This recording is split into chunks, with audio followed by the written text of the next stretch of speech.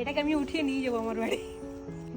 It's growing from pot only, right? এই যাকে আমি উঠিয়ে নিয়ে যাব বলছি সেটা আমারই কুঁদরু প্লান্ট, মানে টিন্ডোরা।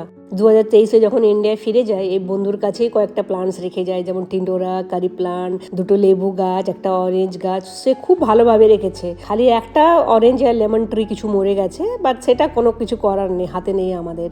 তো আমি যখন গ্রো করতাম, আমি এইভাবে পটে গ্রো করতাম না টিন্ডোরা প্লান্টটা, আমি প্রপারলি গার্ডেন বেডে রুটটা লাগিয়ে দিতাম।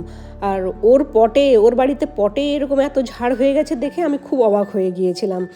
আর আমি কি করতাম, এই উইন্টারের সময়তে এই রুটটা গার্ডেন বেড থেকে তুলে পটে রেখে আর গারাজে রেখে দিতাম, কারণ আমরা উইন্টারের সময়তে ইন্ডিয়ান ভেজিস কিছু গ্রো করতে পারি না, সব মরে যায়।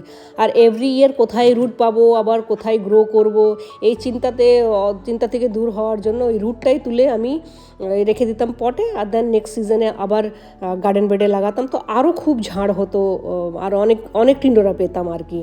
জানেন তো এই টিন্ডোরা প্লান্টটারও বয়স প্রায় 4-5 বছর।